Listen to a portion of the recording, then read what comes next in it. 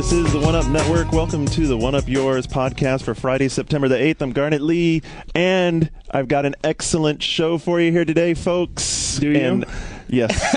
It might not be so excellent on your side. Whatever. Everyone's grinning, and Shane's sort of like, oh, God, I'm going to get the shit kicked out of me. Okay, so the last time I said the, SDF might want to be ready for the show, it really kind of didn't happen so much. I'm thinking this time they might want to be ready. yeah, I Sony don't know. Defense We're Force mobilized. engaged. Don't worry about us, all right? All right, so we're gonna follow the normal pattern today. We're gonna do a little what you've been playing in the first segment. John's got some community stuff, and Not much, given what happened this week. right, because then we're gonna move into the second segment pretty quickly because we think it might run a little long.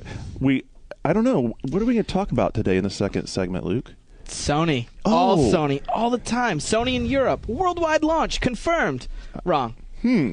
Yeah. Well, This is living. Don't blow your wad Let's right now. continue. right. And so then in the third segment, of course, you do have some other news. There were some other things Other that happened things in the world. happened, right? Yeah, other things happened this week and So- are still happening now. So we'll break past that, and I think actually Mr. Mark McDonald is going to come in and join us at that time. Yeah, we're on crazy deadline, and it's lunchtime, and I got to get back to work. So Shane is eating Chinese food, so if you hear sort of weird Dude, slobbering noises, it's, Don't even do that. It's like not me. chicken in some kind of soy. Dang. That's Reduction. fantastic. Yeah, it's So we do have the crew here. It's John and Luke and Shane and hell, I guess we're Skip's ready not to... here again. I think he's left us. He's partying in Vegas. He is. What's he doing in Vegas? Partying. Rainbow. With who? Ubisoft. Oh, the Rainbow Six thing? Yeah. Oh. He took Nice. Jason with him too. Must be nice. You got the sidekick well trained to help him. Yeah, right. they'll be fine. Awesome. But also good news, we got a good guy behind the board today, so the show should sound good. So. It should, yeah. Yeah, we apologize. Well, I have two apologies from last week. The first one is the sound was crap. The second one is I very much apologize for confusing Tia Carrera and Asia Carrera. Very different. That was awesome. Yeah. That was so awesome. I That actually thread. thought Tia Carrera still, just because she was hot with big boobs, I figured porn anyway. Hot Asian chick. One of them does porn. One of them doesn't. Yeah, So I think- I'm very sorry to those of you that pointed it out, and yes, Yeah. we know. Tia And we're Car- sorry, Tia, and we know that that Asia Carrera, the porn star, is a big game fan. So there is a 1 in a couple of million We should chance try to that get she her on may the even hear show. this. We should get her on the show. That'd be Birthday great. show. She's a big PC gamer. She plays a lot of online Lot shows of and stuff. fucking- Yeah. She does a lot of double clicking of the mouse. Yeah. She should totally come on into our PC segment. Yeah, that'd be great. That would she be fantastic. So Asia, if you are listening, which I very much doubt, consider this an invitation. Nice. Same to you, Tia. Yeah, I mean, if you're listening, Tia, I mean, you know, We you can never talk know. about the Wayne's World game. or not. So if you're on deadline, you have time to be playing anything this week? I have to play tons of games. I'm reviewing Final Fantasy 12, which is epic and really long. I'll be up all night for the rest of the week playing it. And Damn, that's a real shame. At the same time, I've also been playing Castlevania Portrait of Ruin on buses and in the bathroom. Hold on, what's the Tell you, deal? bathroom gaming is an important part of our and lives. I can also level up while I'm on the phone with people. Just like walk in and out of the same room and attack the same enemy over again. They gain levels. Okay, I totally don't get the bathroom gaming thing. I actually took a DS with me in the bathroom one time. I was like, no, I really can't do this. I actually can't do you this. need both hands. No. Oh, boy. Well, I mean, there's At the what point- size thing, of course, it's two-handed. But anyway, You have very small hands and you can't hold the DS. Is that what right, you're saying? exactly. So, no, I mean, I'm just sitting there I see like, what you wait a did. minute. Look at his petite lady fingers.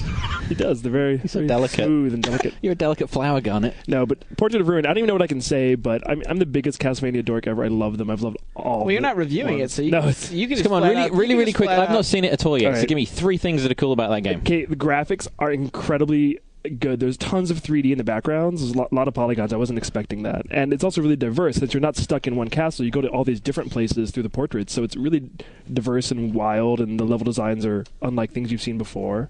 The bosses are hard. I've died on 2 bosses. They warned us that the Does it bosses have are the actually same hard. really old school structure as the last DS one? Yeah, it's still kind of like Symphony of the Night in that you have big castles and parts of them are inaccessible until you get new moves and items. So how is that level design that's not like Castlevania? Well, but the levels themselves are really weird and laid out in strange patterns now. Oh, okay. Like- Is it a bit more modern though? I mean, because it's does it like much- kill you and boot you back to the title screen like the last one? It does.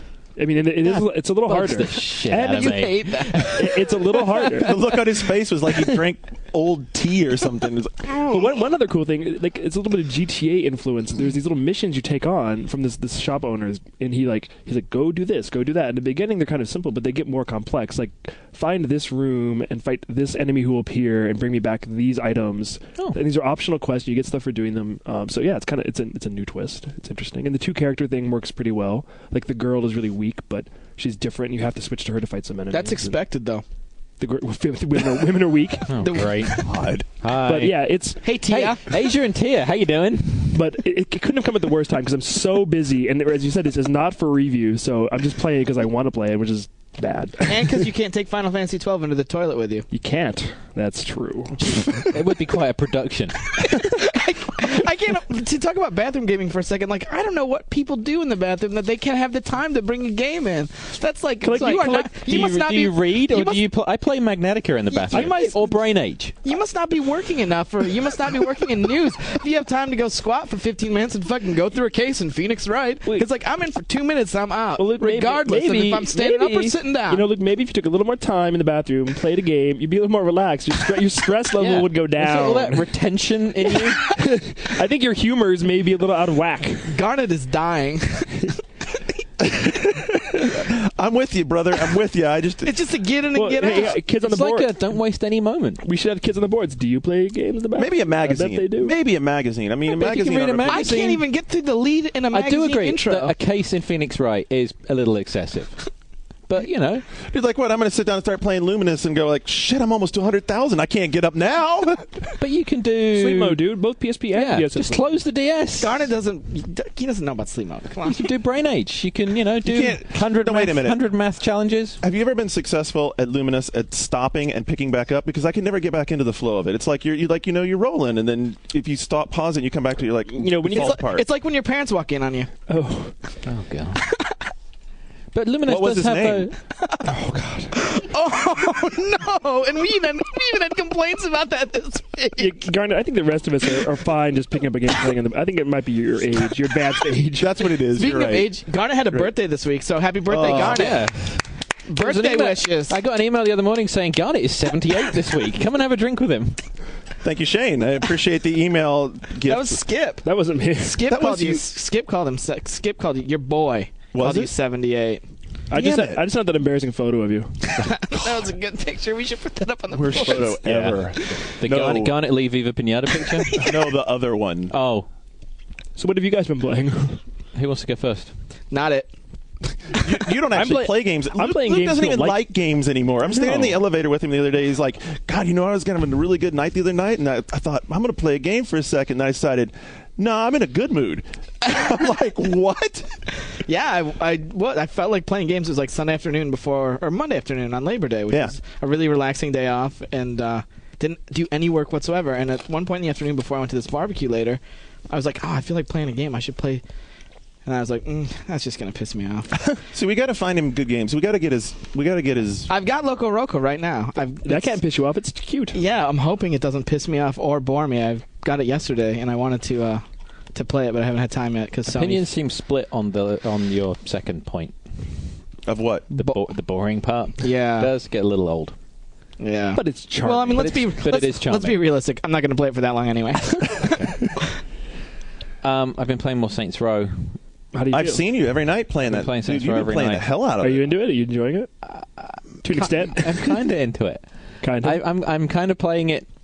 I don't know why I'm playing it. I'll be honest. I really don't know why I'm playing it because there are things about it that annoy me, just sort of as what it represents. Because it's not As Gangs such of London. I also play Gangs of London, which I'm not going to talk about until after it's out. So with Saints Row, are they things that are like, really intrinsic to the game that can't be fixed? Or are they things that they could potentially fix in an upcoming version headed to a different next generation console? I don't think there's any. Saints Row PS3 confirmed. Hell, I don't think there's anything Wii. intrinsically wrong with it. It's more just sort of. It's more the art than the technical part of it. I think it's. I mean, I talked about this a little bit last week, but there is. It's a very cynical, technical knockoff of GTA, I think, but the structure is good and the flow of it's good and A little soulless. That's your little thing? soulless. Yeah. But I've been playing. The guys from My Cheats have been playing it for the strategy guide, and I've been playing and sort of popping in there. And you stumble on things like you do in GTA, like certain things work better if you steal a certain car or whatever. So I mean, it's like playing GTA. I want to play the game that you blogged about that you're going to be playing this week. I blogged saying that I was going to play Lego Star Wars 2 last night, and I got an email from the guys at Lucas this morning saying, you said you were going to play Star Wars last night, and you didn't. You were playing Saints Row. Wow. That makes me worried about blogging.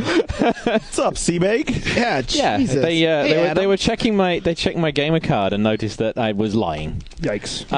Son of a bitch. I did intend to play Lego Star. I will probably play Lego Star Wars tonight. Yeah. I have high hopes for that game. I've heard lots of good things about it, and Sam Kennedy loves it. Yeah, he really liked it. He gave it like an 8 out of 10 or something. He did. I think he loves it because it totally captured like the whole funness of being a Star Wars fan without like being too pretentious and like overwrought with. It's got a lot of side quests and a lot of sort of weird things going on. Sort of in the you walk through a door that's not on the main path, and so that may be the thing that kicks me off Saints Row. Nah, I don't know. I'm going to give you the thing that's going to kick you off Saints Row. Yeah. Test Drive. Really? Biggest surprise game of the year. Hugest surprise game of the year, especially after going to Atari Spotlight, and the handling model was just garbage, like in a build just a month ago. I remember you came back and said said that. It was horrible. It was horrible. And Did they get rid of that thing where the car feels like it's pivoting in the middle? Not entirely. They did not. Cars drive from their wheels. Cars drive from their wheels. They did not entirely get away from that, but what they did do is they got enough sense of like the car moving with momentum and having weight and heft to it that it works. The first thing you got to do, like the craziest thing about the game is, first thing you got to do is turn all the driving aids off, because with the driving aids on, it feels horrible. You turn them off, and it feels like they were doing some sort of modeling, of weight. Driving aids feel bad with the driving aids on. I mean, it's like you don't want someone braking for you.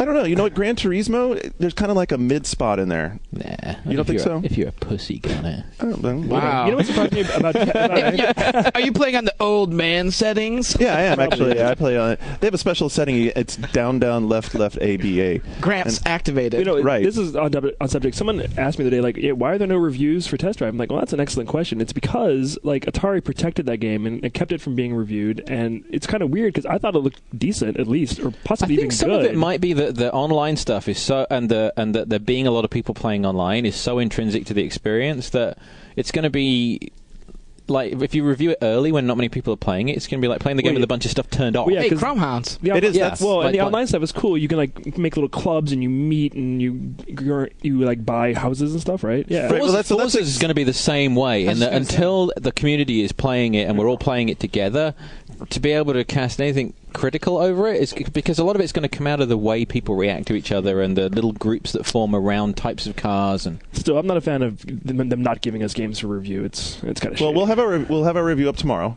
because I've been playing it like Tuesday and Wednesday night online, and the online experience is awesome. Dude, it's so weird. Like last night, I'm like driving down and so it models all of how do you pronounce that? Oahu or Oahu? Oahu. It models the whole island incredibly. Like 35-mile drive across the island takes like 10 or 15 minutes, and you're driving along down the highway, and I'm driving along down the highway, and I hear these two guys talking.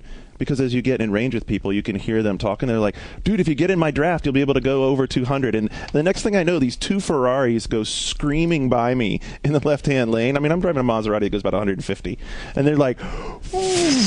But maybe you were driving like an old Volvo real slow. Like, oh, those kids, man. Right. Anyway... That right there, that sums it up. I mean, that part is just totally fucking cool to be out there on the street. It really feels like you're driving around Hawaii in these exotic cars and people just like screwing around, weaving in and out of traffic. Okay. Really, that part's really cool.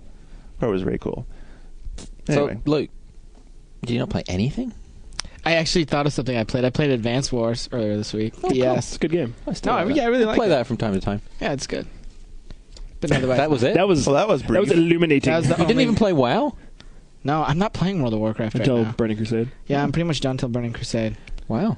Hey, I wanted to respond to beta. something you were saying about online though with live, because I don't know if like this is supposed to be public knowledge now, but I'll say it anyway. So I was talking to the producer. Atari did like so Atari was doing a launch party this morning, and I went by and said hey and everything, and they had the producer for the game there, and I asked him that question about what was the deal with not having game code out to us and not letting us play or whatever. He said to me exactly sort of what you were hinting at, that Microsoft has not engineered an effective way to beta test online portions of games on Live 360. Have you guys heard that from anybody else?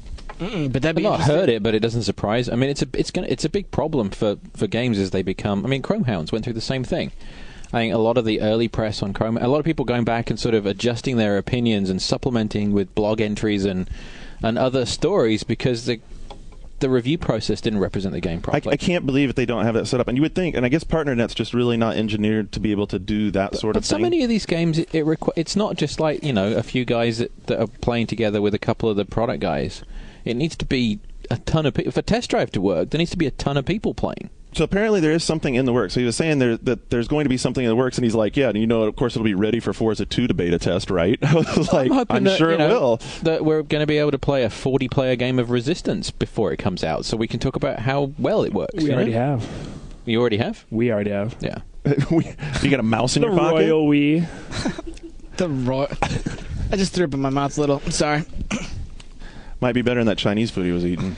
I'm getting it after we're done. Do you want to here. move on to other stuff? We should. What are the boards talking about? The boards think that Shane should have his own segment this week. I think I should have my own show.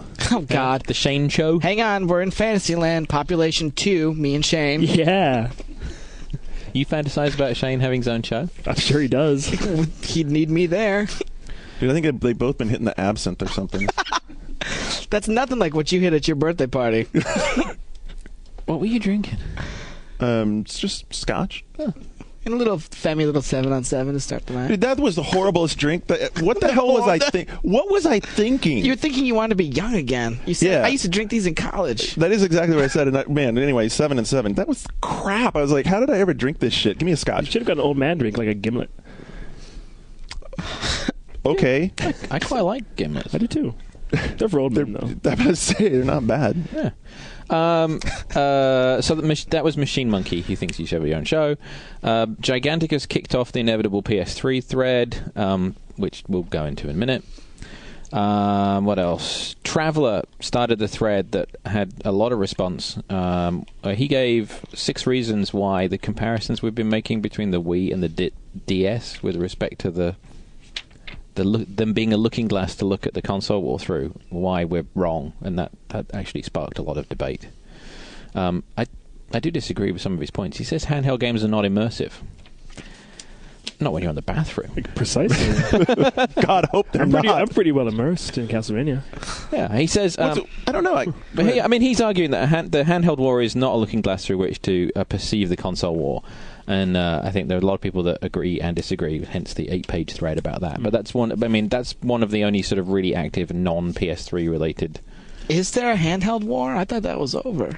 Dude, There's never really been a war. We actually took a lot of flack for our whole idea that the PSP is like unstable and too low, too late, and like, the war is not over, and PSP isn't going away, but it is losing, and it is a fight. It's going to pretend like it's not losing. The PSP is going to be the Xbox to the PS2 relationship.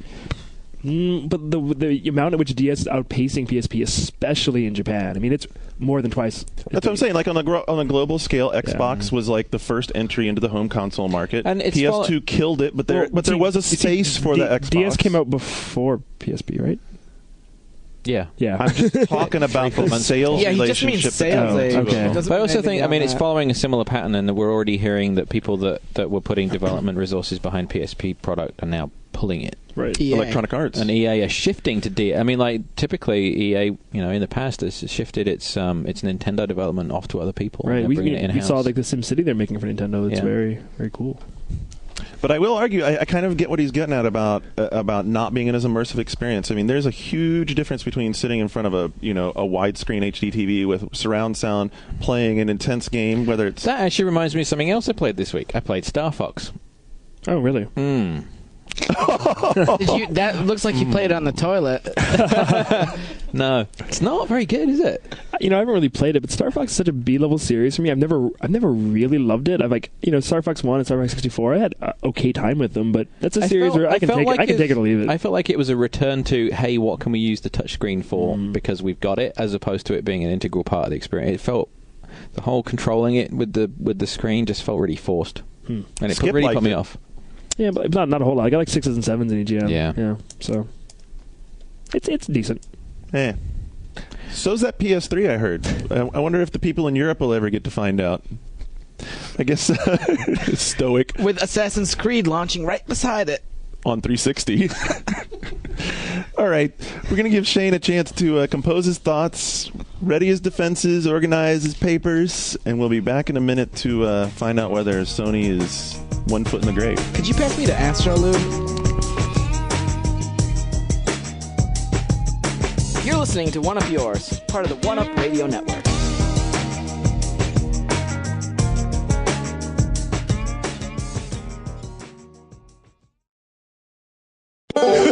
Hey, kids! Podcasts are here. You been hearing about podcasts? You like podcasts? You been reading about podcasts? Well, we got a podcast. Jeff, don't we got a podcast? We do have a podcast. CGW Radio. CGWradio.oneup.com. What's that? One of those URL things? Podcast.oneup.com. Whoa! You can also get it at the iTunes Music Store. Wow! Can't get enough of DL.TV? Then download our podcast. Just go to DL.TV and click on the audio link. Turning them loose. You'll be able to listen to Patrick, Robert, and the rest of the gang over and over and over again. Remember to keep the ear canal clean and don't share if you don't want to risk spreading disease.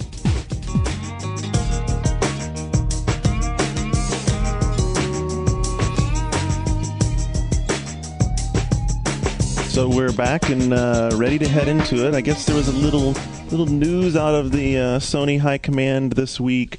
That worldwide launch they talked about. I think it would be better if we made Shane say it. That's a good idea. Yeah, earlier this week, Sony Europe announced that the worldwide launch date of November 17th would no longer be for PAL territories like England, Europe, Australasia. Instead, it'll only be Japan and the U.S.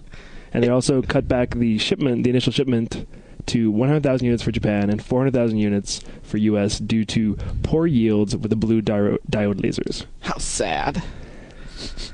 Sorry, Europe, but, it's your fault for having PAL. They have to, Oh, God. Wow, that's the best first thing you can come up with. recode all these games for 50 hertz. Wait. PAL's terrible The fucking standard. best Move thing. on. NTSC's so much better.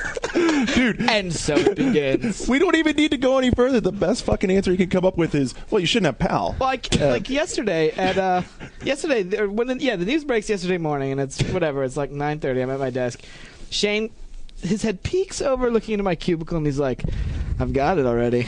I'm like, what? And I'm typing away, fucking, Dan Patrick. Feverishly working. Yeah. And he's like, "I've got the spin." And I was like, "Okay, what's the spin?" He's like, "I'm proud to be an American." Yeah, I will admit. I made a blog post about this, and in character, in a lot of ways, it was kind of a Colbert Report-esque take on the situation. And no, it's not good that they're delaying it, but it is good that they realize that America is the important battleground. And they're putting all the resources here, all 400,000 of them, which is more units than Microsoft had available for Xbox 360 at launch. It's also almost exactly what happened with the PS2. It is, and they're still promising shipments, through the holidays, and they still hope to meet their targets, that they established before. It's just that, they can't. If the things aren't working, they can't make more. It's a new process. It's a new chip. It's very high tech, and it's. Well, this is the yields, and we've talked about all of this for months. Like, we've talked about Blu-ray delays, we've talked about low chip yields, and it does parallel even what the 360 went through. So right. This kind of thing happens. Like, it's not like a conspiracy, but they eventually had to wise up and say, hey, this is what we have to do. We're not happy with it, but it's the best decision they could have made given the circumstances. The thing that's concerning to me is that now I really want one. Well, they're going to be incredibly hard. I really to get. want a PS3 because it's going to be so hard to get one, and I want one because I can sell it for it's going to be thousands. It's going to be as bad. What do you think the over/under is? I was talking about this the other night. I'm not thinking $2,000 is out of the question. 360s were going for over 1,000 easily last year. So I think 1,500 is totally doable, especially in Japan. In Japan, where there are fewer units and more demand, an open price on the premium pack, which means stores can charge what they want, it's going to be disgusting.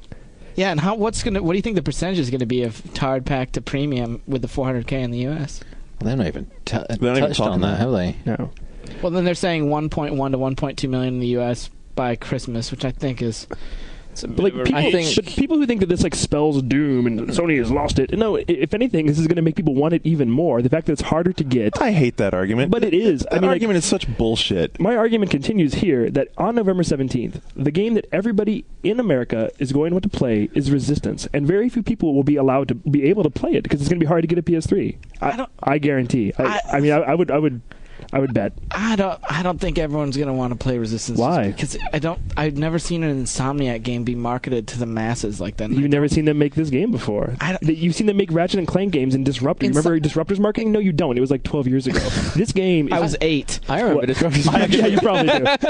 But this is another argument I'll make on my blog, that Resistance is more Halo than Gears of War. And like people go, no, but no, it really is. Gears of War is this like stop and pop, GRAW meets Resident Evil 4, 8-player game, and it looks awesome. I think it's going to be an incredible game, but it isn't Halo. It isn't even like Halo. Whereas Resistance is like Halo. It's a regular first-person shooter with cool weapons, 40-player online customizable maps, and like it's the game that is easy to play. It's fun to play. It's cool. We should have brought like good. the 5 stages of grief with us or whatever, because obviously he's moved into denial now. No, I don't think that. I think this is rationalization. I think he's whatever. I think the rationalization is correct, and I think what a lot of the feedback on our boards and the zillion message thread on GAT and everywhere right now that's talking about this. I mean, obviously, and I empathize being European that it sucks to get stiffed. But I think a part of Sony's problem right now isn't just that they had to delay it. It's the process they went through in which they communicated this, and that there's two intermingled fights going on right now in the PlayStation community. One of them is just the message, and the other one is people are really starting to rail against the messenger of Sony and sort of the corporate entity and how it presents itself to the world, and the fact that executives in different places are saying dumb shit, which is now coming back to bite them. I mean, they have a major PR crisis at Sony right now, in that the whole thing for the last 2 years has been woefully mismanaged. And we're going to meet the new guy tonight. Mm-hmm. That guy has probably the most difficult job in the video game business right now, in that putting good spin on this stuff and piecing it all back together. And, there's 100 million people in the world that have PlayStations, and, and a lot of them are very loyal to the brand and relate PlayStation to gaming the way that when we were growing up, Nintendo meant gaming. And they need to get back to that somehow. Well, it's tough because it is like two completely opposite messages. From Sony and from PlayStation fans, you hear like, oh, this is the only next-gen system. It's awesome. It's amazing. It's all you need. And then from like the detractors, it's like, oh, Sony's going bankrupt. You read the Wired story, like, can the PS3 save Sony from going away? It's like doom and gloom. So at the same time, you get like, it's awesome. It sucks. And you're like, well, who do I believe? And like, no one's really played it. And the who do I believe question though extends even further. Like, who the fuck do you believe it's Sony? Like a week ago, Kaz was talking about how we're on target to meet our shipments worldwide. We're on target. This is what I mean by strategically they have a problem, in that someone needs to be putting a lid on that stuff. Like, don't say that. Yeah. Like, in May 25th of this year, the SCE president, Europe, we're getting the first PS3s. Yep. Us, PAL, first off the line. PAL machines first off the line. Yeah, that sounded shady at the time. Yeah. Yeah, well, that's going to come back to bite you in the ass now. Well, so much for them being organized. Well, the problem that they've got now is not only do they have to spin the new situation, they have to go back and respin all the stuff that they've been saying for the past few months. I'm tired of it all being about the spin anyway. It's just absurd. I mean, God. But Sony is, like, everybody does the spin. I mean, like, Nintendo, the Wii is all spin in a way. And, like, the weird thing now is that, Microsoft was getting beaten up around this time last year for, the dev kits weren't ready yet and they weren't going to have that many at launch. But now people are looking back on that as it being this, like, there's sort of a bit of rose-colored spectacles on the whole 360 launch now, in that how organized it was in comparison.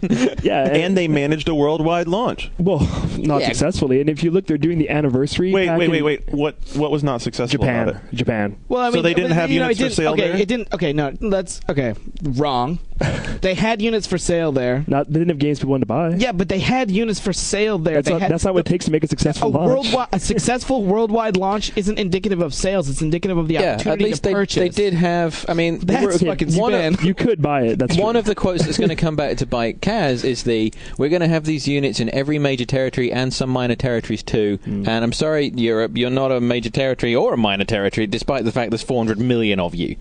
Yeah. And it's, well, it is just Europe. What I don't completely understand is why Japan is so low. That's the big concern. It's almost to me as if they're just conceding defeat to Nintendo in Japan. Because early on, a lot of the speculation was that the PS3 launch is very much geared towards it being a Japanese launch and it being sort of pushed through there and to sort of to get a bit of a beachhead in Japan and then move into the rest of the world next year. And this recent decision seems to flip that a little bit, and suddenly America is the Well, you know what? priority? I don't think it's that. I think it's more that they want to get in there and start duking it out with the 360 before it gets any any further down the road. And they feel like with a title like Resistance, Right. which hits It's like very, and it's very It's Western. very Western. totally Western. Absolutely It's very Which is Halo. like punches Microsoft right in the gut with that Exactly. gameplay. I mean, you look at that game, you look at the first-person shooter style of it. It is Call of Duty 2, but on the PS3 with a different setting, and it's like, you know what? Fuck you. We're gonna beat you up. We're gonna go in and bloody your nose. Even if we can't overwhelm you this Christmas, we're gonna bloody your Yeah, nose. it's almost like Japan. They can like wait and have that battle later, and like kind of because like, Microsoft is a non-issue there, and Nintendo is like this whole beast that they don't want to have to fight yet. Yeah. So it's like you focus your attack in America, you beat Microsoft their own game by releasing a game, Resistance, that will be possibly better received than Gears of War. Well, it has a shot at a 1-to-1 tie ratio as well. It easily does. It also has it also has a shot at just being like the most talked about game of the year. I think it does. Well, and Garnet and I talked about this yesterday, the tie-in ratios, and how like one of the sad stories around all of this Sony mess isn't about. I mean, it's about Europe and European consumers getting screwed, but it's also about these companies like Insomniac who've been breaking their backs to hit launch, to hit worldwide launch, and now the sales that they can expect to chart, they're not going to make their money to do a back. game that They're costs screwed. And by the time $20 million. But Resistance has legs. It's like a Halo. Resistance isn't going to sell its full load the first week. I don't. No, I'm not gonna say that Resistance has legs like Halo. I'm gonna say that Resistance has a chance. But what PS3 consumers are going to be facing in March 2007, which you might as well consider the second launch, because if Sony's right, there'll be 6 million units in the retail channel by then. They're going to have like Assassin's Creed will be there. A lot of stuff coming. A lot of stuff is Yeah. going to be out in March. March is the new November, and we'll talk about that more later. But then what about games like Resistance? No one cared about PDZ in March, period. And Well, that I'm has sure more to that- do with what PDZ yeah, was. and but I'm just saying, like, I'm saying in terms of launch titles.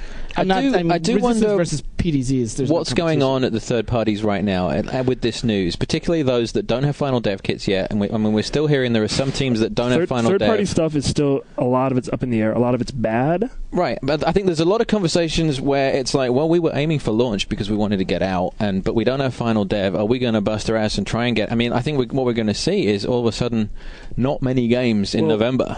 How many are going to delay? That's a good question. Well, recently I went through the full list of what we know is supposed to be a launch or launch window title, and there are easily 20 games that will really conceivably be done on day one for launch, and that's almost too many. Do people? I mean, like, It's too many for an install base of 400,000. Yeah, and when there's like Definitely. when there's like 3 or 4 basketball games on day one, it's like, well, are any of those really going to sell? You know, One of them in 1080p. One of them in I will tell you 1080p. which one later. Which is interesting because one of the big arguments we were making, we heard from a lot of developers, was that they couldn't push the polys done as nicely as they wanted to at 1080p. That a lot of the game design was being 720p stuff. Right? We read that there was like Yeah, it was a Kikazo feature, and I talked with Sony about it yesterday. and what they say.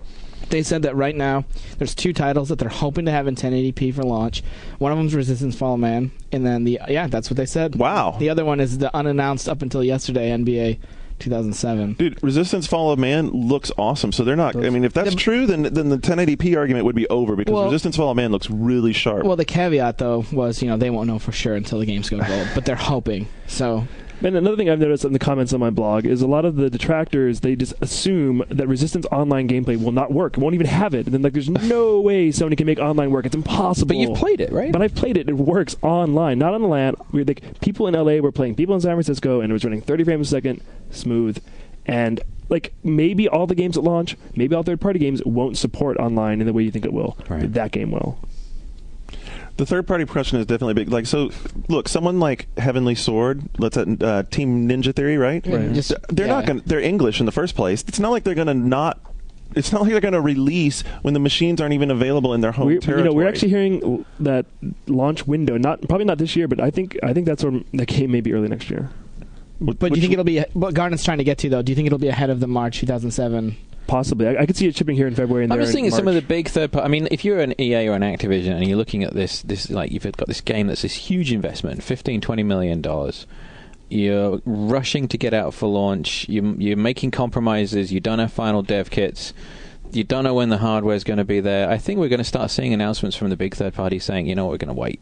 When you're making corporate decisions like that, here's another question. How much resource, how much effort are they going to dump into the PS3 version of something like Madden that comes out late in the football season to a limited audience versus going ahead and gearing up for the next development cycle for that game?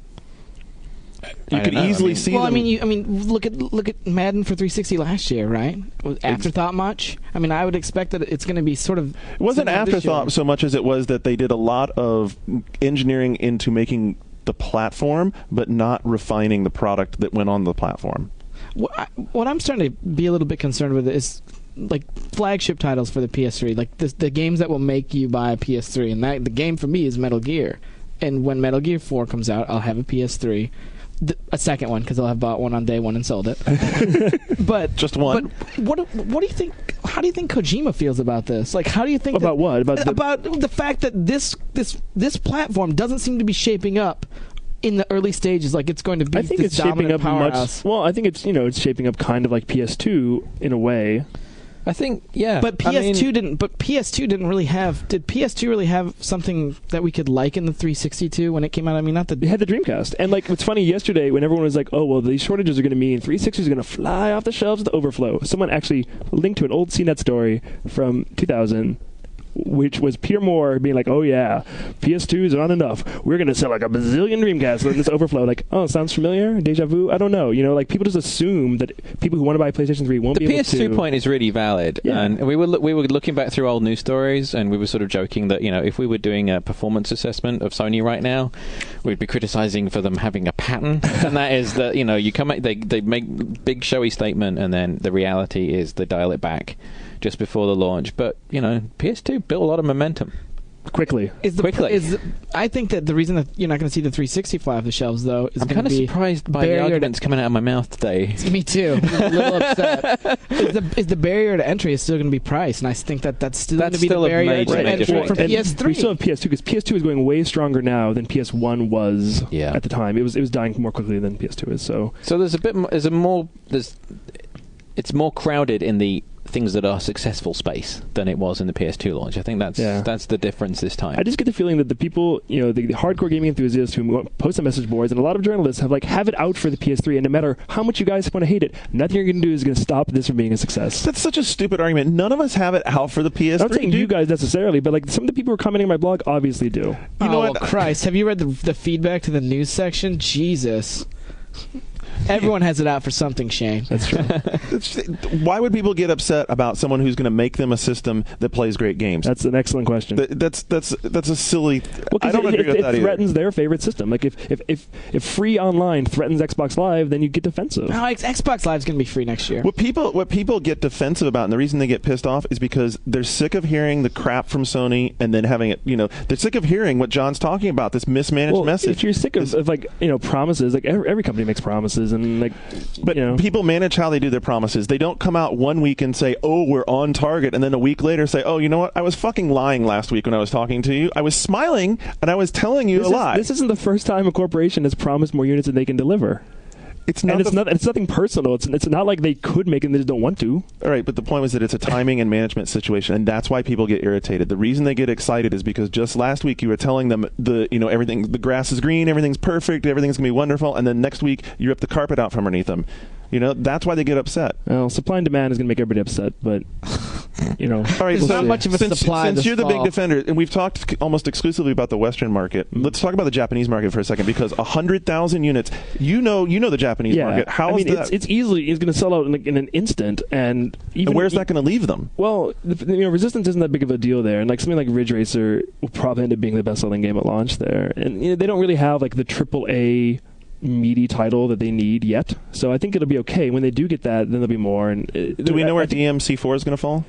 It's playable at TGS, and it's pretty far along. I'd say maybe spring. I don't really know, though. God, March. Damn it.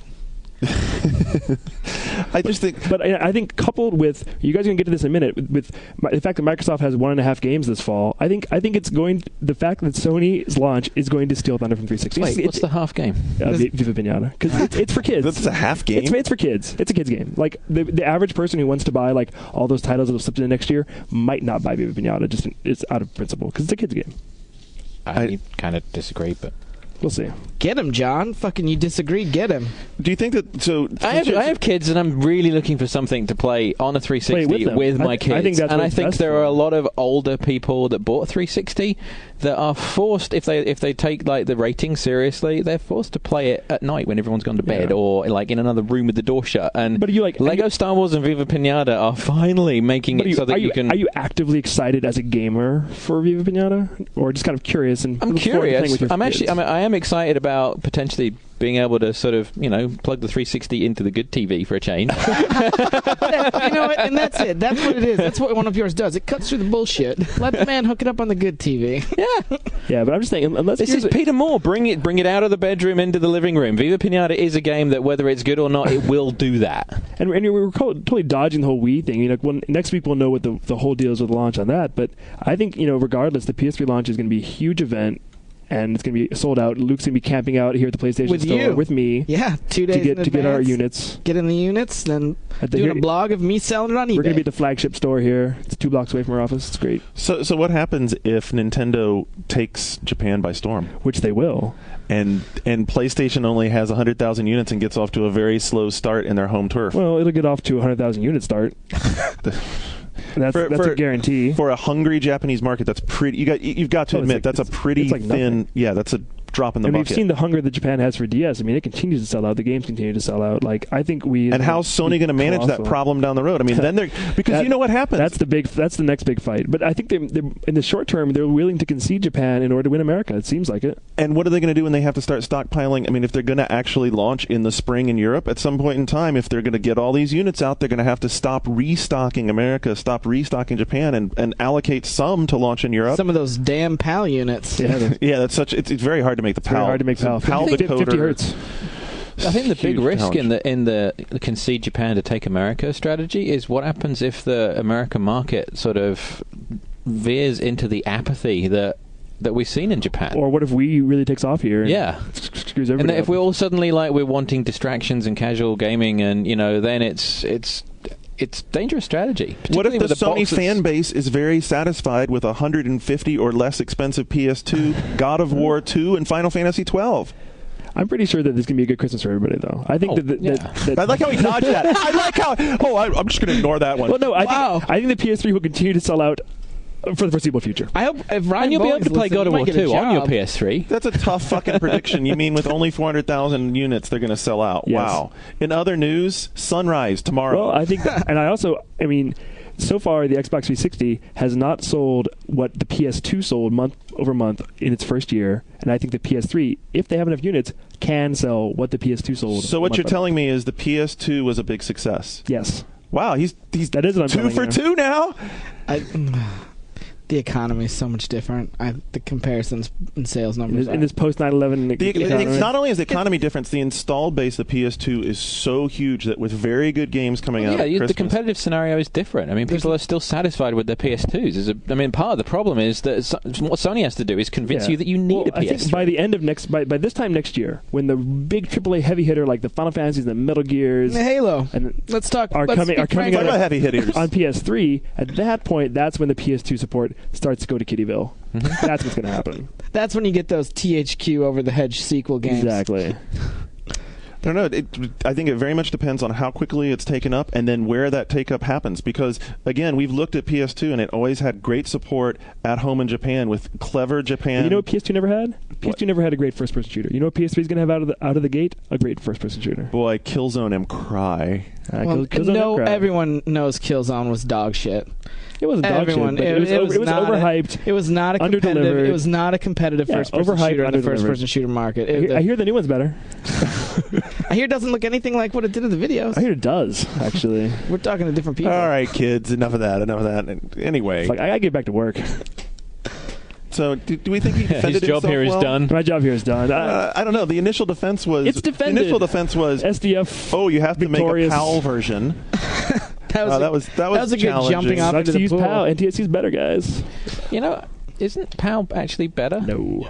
Yeah, our engineer says PAL is actually a better standard. What does he know? Being English, I can assert this with the assistance British of people think British stuff is great. Well, it is. We invented the fucking language, for God's sake.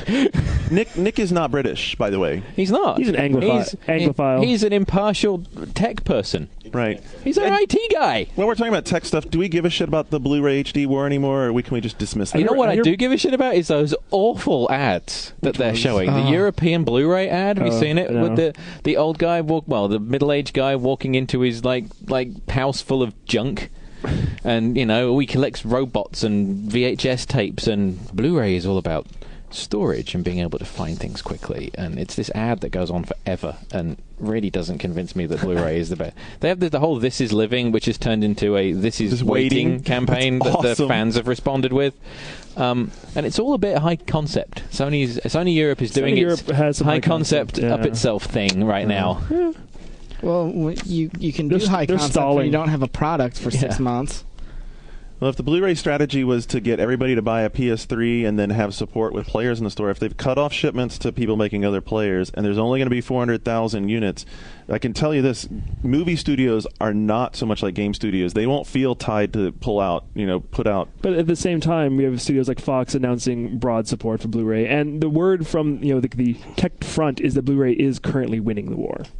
Based on sales. That's what it is? That's what I heard. Really? Where did you hear that? From a friend. All right. At Sony. Let me give you a site you might want to look into. It's called the AVS Forums, okay? You might want to just go over to the AVS Forums and read what they have to say about the current situation with formats and the format word is codec. I'm going to give Nick my mic for a second so he can tell you. Hold on. Here we go. This is Mr. Nick Callister, folks.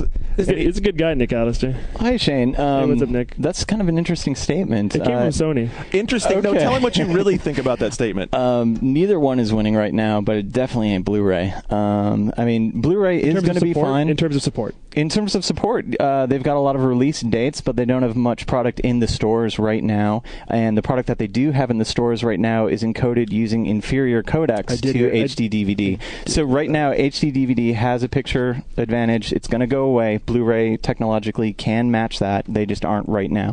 So, right now that fight is completely a toss-up. There is no way to call it right now at all. But not having players in the stores, that could be a contributing factor. Of course, but none of us would buy one of those players ever. So it's kind of the war doesn't really interest me. Of course, no one would buy it. None of us would in this room. Mark doesn't watch DVDs ever. No, but none of us would ever buy a standalone. No one watches player. DVDs. I just don't. I think that the HD DVD Blu-ray war is so premature because people aren't ready to switch in general anyway. No, that ultimately that's a good fact. it doesn't mean dick to Blu-ray if Sony's PS3 isn't in stores now because people don't care about Blu-ray yet. So it's not hurting Sony in the long run at all. That argument I'll buy. It's not doing anything to dissuade or aid Blu-ray. It reminds me of the mini disc versus digital compact cassette debate of 15 years ago that I remember for a minute. It is exactly like that. Didn't give a fucking shit. All right, that's what it is. So. Very apt. All right, Shane has to leave. I gotta get out of here. I'm out of here. All right, as we say goodbye to Shane, we'll be back in just a minute with news and Mr. Mark McDonald walking over here, having finished his lunch, ready to sit down and join us for that segment. We'll be back in 30.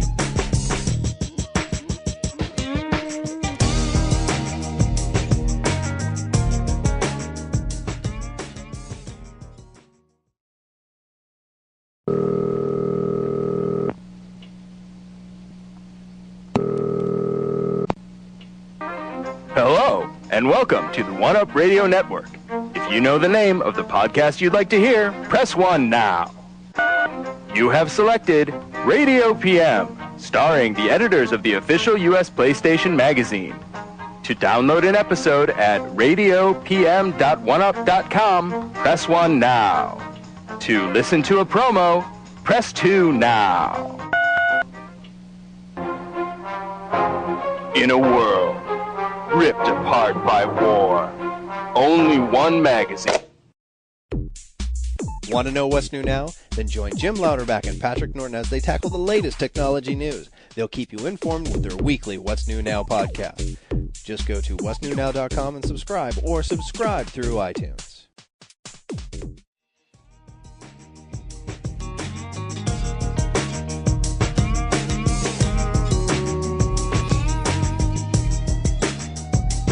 You're listening to One Up Yours on the One Up Radio Network.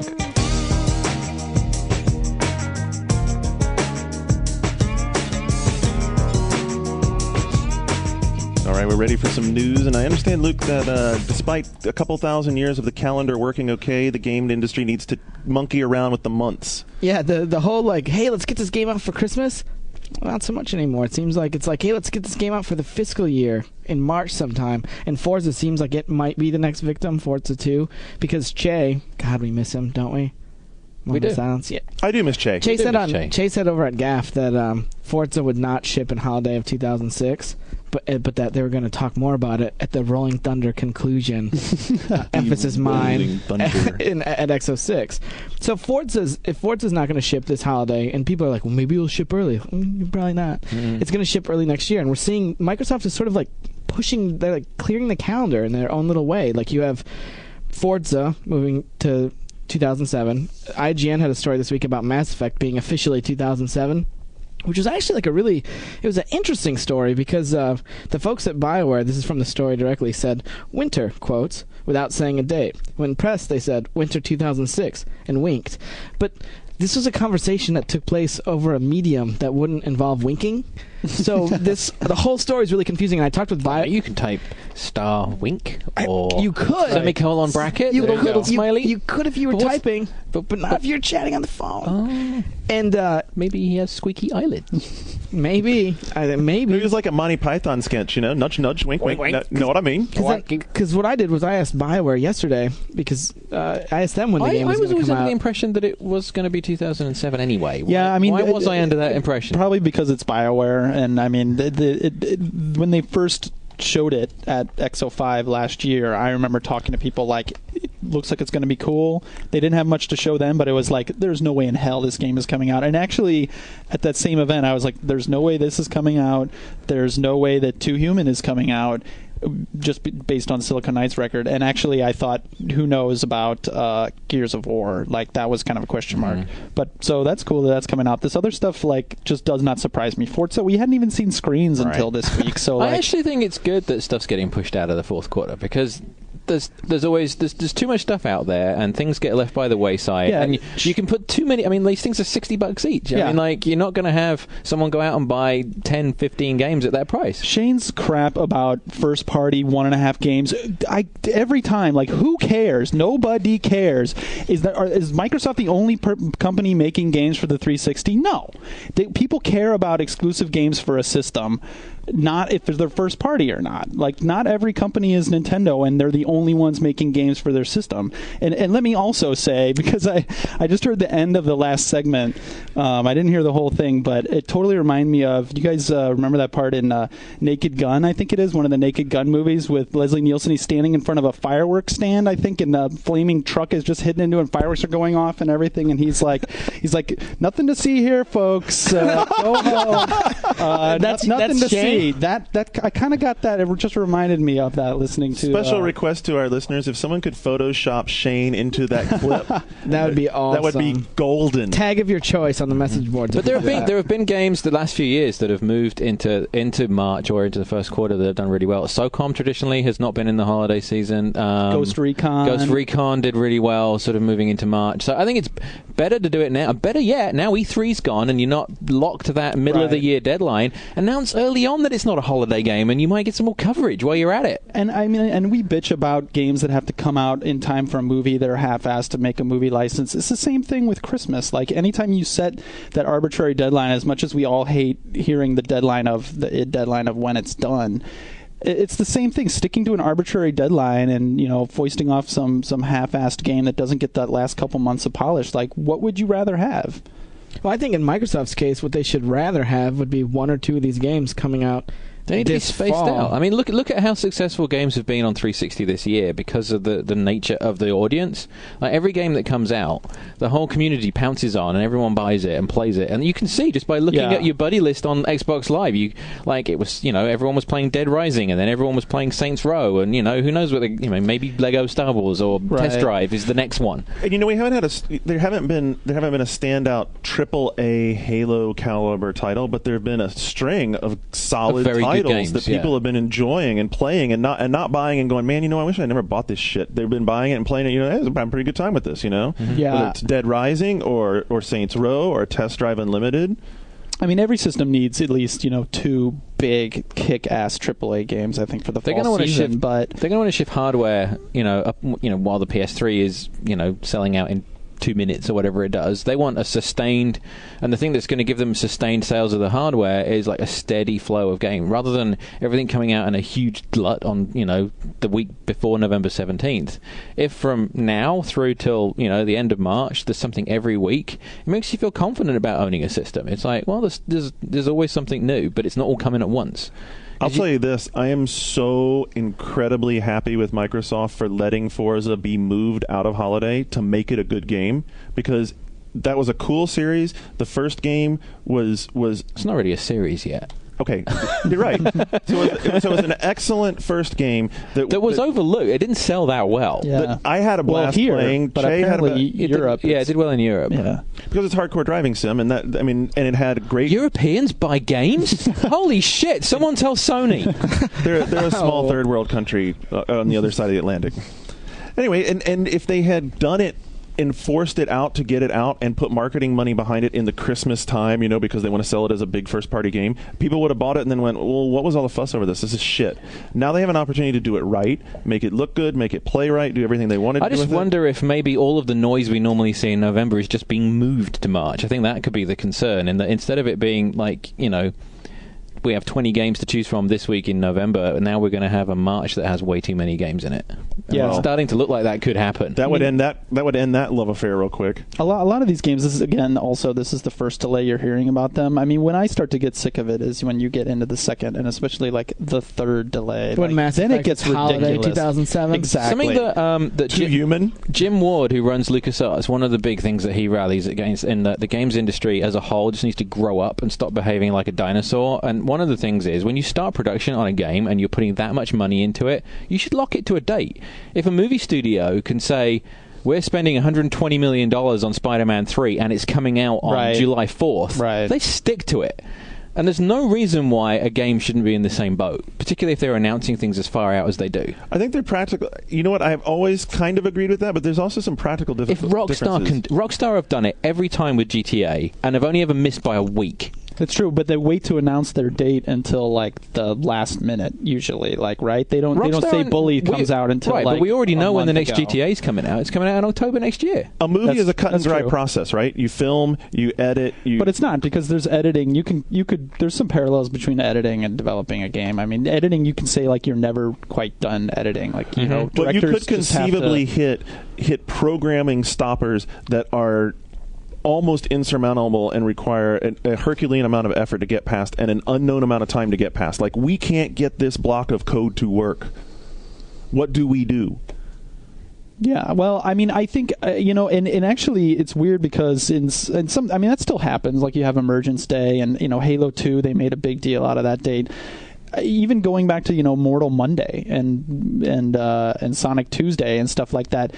It definitely works when they can do it. When they can make a date, stick to it, and make an event out of the date. It's great. And I mean, yeah, I don't like checking EB World for release dates. Then they're shifting weeks or month, like two months out from a game release all the time. It'd be great to do that. I just don't know how feasible. And maybe it is. we'll start to see summer games now as well. I mean, that would be a nice treat. That would be awesome. Games coming out in June and July, when people have the time to play games, maybe. It would help the One Up Yours podcast a little bit, too. What are we going to talk about this week?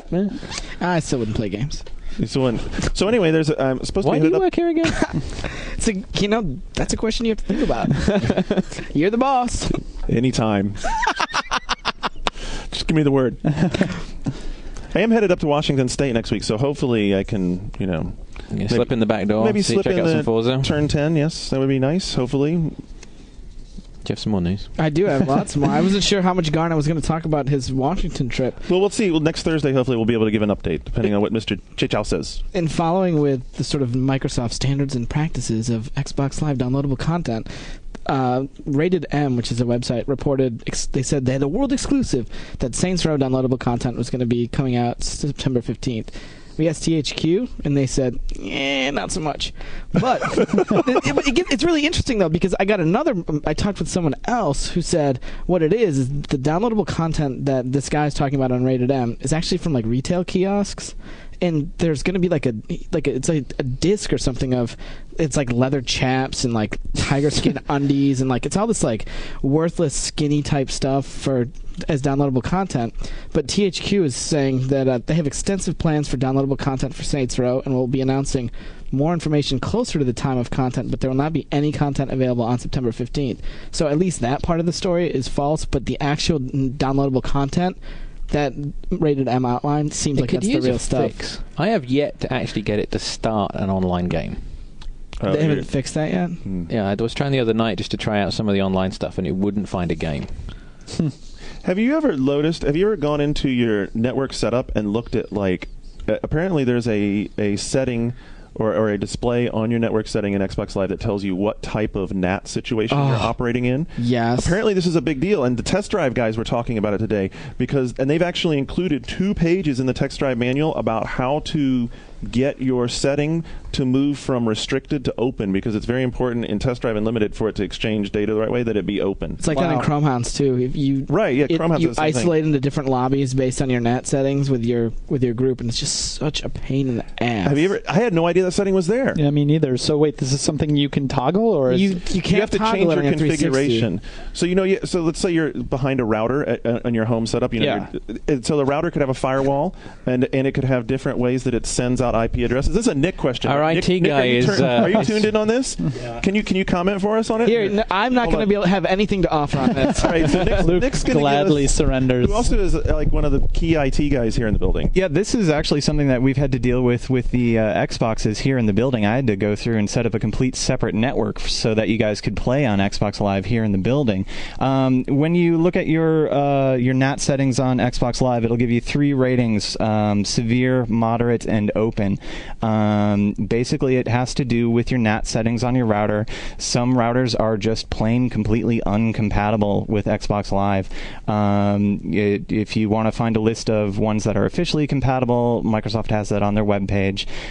Most routers, though, are compatible. The easiest way to try to get that to work is enable UPnP on your router. The Xbox 360 is Universal Plug-and-Play compatible, and if your router is also Universal Plug-and-Play compatible, the Xbox 360 will tell your router exactly what to do, and it will configure your router for Xbox Live correctly, and it should show up as open. That doesn't always work, though. UPnP is a little buggy. So if you know how to work with your router, go onto Xbox's Microsoft's webpage. There are 3 ports that you have to open. They tell you exactly which ports on the webpage. You can open those ports on your router, forward them straight to your Xbox 360, and that will make you open.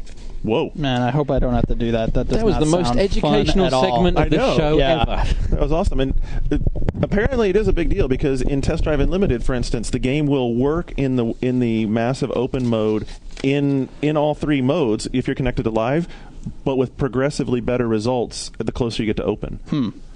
Interesting. And it hasn't affected really games before Chromehounds, and why are we just hearing about it now? I noticed it. Yeah. Interesting. I guess because of the amount of that might be my problem, because I could hardly ever get on a game in Chromehounds either. It sucks because you'll be talking with someone like one of the guys that I was playing with.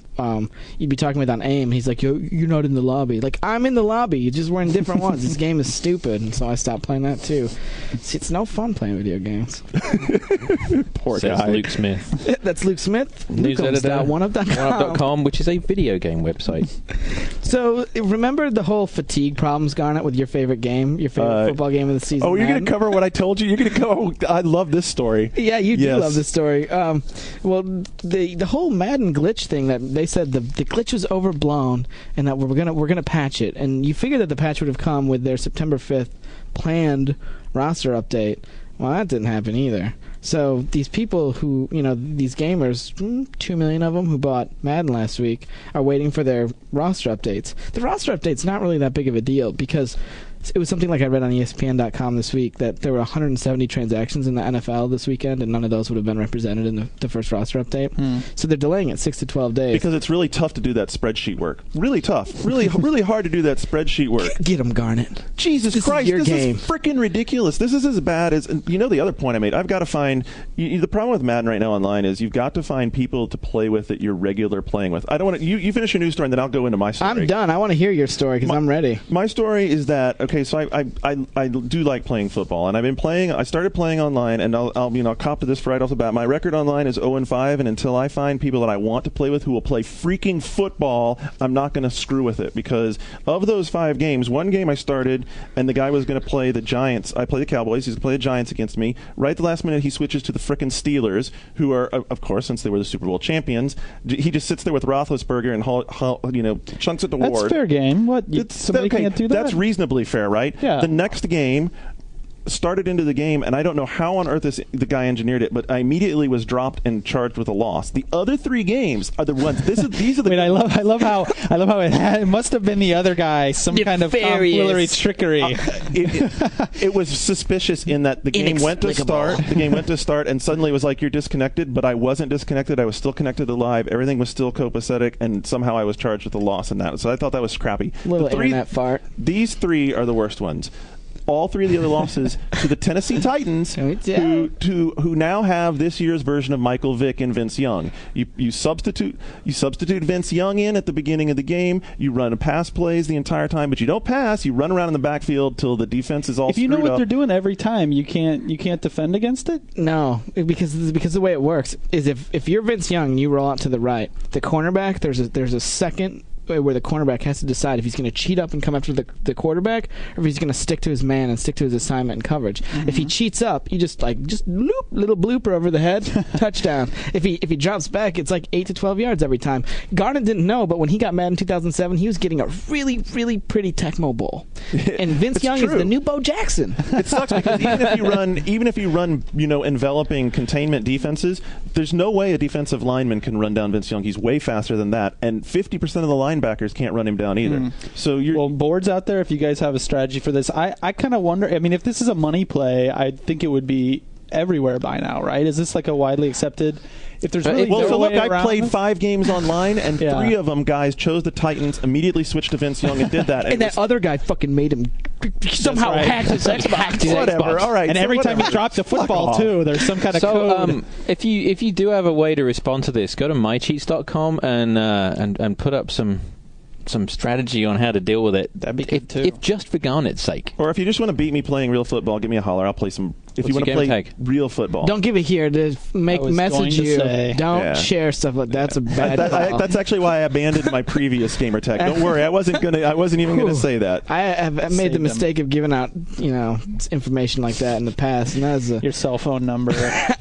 Credit card. Bad call. I have been tempted to play with the Gaff guys because I think they play pretty serious. Like Welly plays. No, the league on Game Age, because French Movie Theme, the guy who runs it, he and I have talked on AIM for a long time. They have like fucking enforced rules. Like everyone has to play this. They use Vision Cone and everything. I'd like to play with them, but I have a feeling I'd get my ass kicked because it's probably a hell of a lot better. Those dudes I played one season with them like a year or 2 years ago. It was embarrassing. But it'd probably be fun. It was fun. Still be a good game. They laugh at you a lot. It's fun. At least it'd be a real game of football and not chuck and duck. So we talked a little bit earlier about Rockstar, and I guess I should have found a way to shoehorn it in. We were talking about dates, but Rockstar renamed Bully in Europe to something that Canis Canem Edit, which is Latin, and for dog eat dog. Yeah, for dog eat dog, which is kind of a curious change. And as far as why Rockstar had to do it, like no one really knows. But I'm just glad it wasn't here.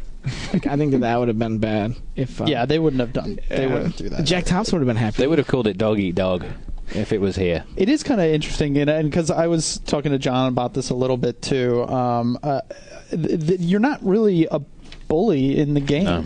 Like there are bullies in the game. Yeah, but you're kind of like when you follow the story, you're kind of you're like a angry. You're a troubled teen. You're a troubled teen, and you're like a troublemaker, and you don't get along with like all the teachers and stuff. But you're kind of like defending the nerds and beating up the jocks. And it seems like you kind of became almost like guardian angel. Yeah, I mean, a lot different missions. You do different things against the different things, but it's definitely not. I mean, bully is a pretty good name, but it's not really representative of the theme, and it's kind of partly responsible for the bad press that it got. Exactly. Yeah, I would say so. Probably has something to do with the name change. The last thing is that, remember like Yui Bowl challenging all these journalists to fighting? Oh yeah, he fought one this week. And oh boy. Beat his ass. We have the video on Game Videos. It's really kind of It's kind pathetic. It's kind of sad because it's like the guy he's fighting is this hippie-looking dude who just sort of like prances around, and it reminded me a lot of when you were watching The Man in the Moon with Jim Carrey and like the Andy Kaufman fleeing from wrestlers. It's a lot like that, but Yui Boll is vindicated, and Sean Baby is trying to sort of like set up this match with him, and that's what I said because like Sean is he's a skilled technician. Kickboxes. Yeah, he's a fighter, and Yui Boll is too, and it could actually be like a real bout, and you could see some ass beating. I'd put money on special characters in the next fight night. Oh my God. So there's been some speculation that Mr. Ball has been quite selective with his intended. Yeah. One dude was like 14 or something. Like GameSpot reported that like one of them was a minor. Would you fight a 14-year-old? I wouldn't. You would win big. It'd be a home run. That's all I got, Garnet. I'm tired. I think you did much better job this week, Luke. A much better job. What do you think, John? I thought, a little more energy. He was a little drained last aside week. from the whole, not playing video games thing, I think I had a good week. Yeah. So who are we going to have here next week? What do we have together for? We're hoping that Ted Price is going to be here. He has a game coming. Yeah, he does. That Halo. We should probably ban Shane from that PS3 conversation. That 1080p thing, I was kind of surprised to hear that because I heard the exact same opposite thing about Resistance. I heard it is definitely not 1080p. Well, that's the thing. Like I heard it was 720p and 1080i. Yeah. And then that's in the story. Yeah. And then also in the story is Sony saying 1080p. And that's just sort of ties to what we talked about earlier about Sony and messaging. Messages have issues. Interesting. And so they'll promote that in the last minute. Oh, what we meant was... it bailed it out. Nope. Oh, did we say P? We meant I. They're so close on the keyboard. letters. Just fucking 2 clicks away. You're done. Very, very close. And then also we have the Wii stuff coming up, and I'm sure you'll have a couple of comments about that, hopefully next week. Yeah, I'll be in New York on assignment. And then the week after that, TGS, and then X06. We got a big busy September. Oh, boy. Busy, and I don't want to jinx it, but hopefully we'll have some real rock and roll jamming in October right here in the studio with us. So I'm just going to leave it at that. Let your minds wander, but some real instrument jam out playing. Is Weezer coming? Yes. No, not really. No, not Weezer. Anyway, so until next week, talk to us on the message boards, and we're out. This has been One Up Yours, a production of the Ziff Davis Game Group and part of the One Up Radio Network. One Up Yours is hosted by Garnet Lee and John Davison, produced by Andrew Pfister and Mike Ing, and is published every Friday afternoon at podcasts.oneup.com and at the iTunes Music Store. What's up? I'm not in the fucking credits?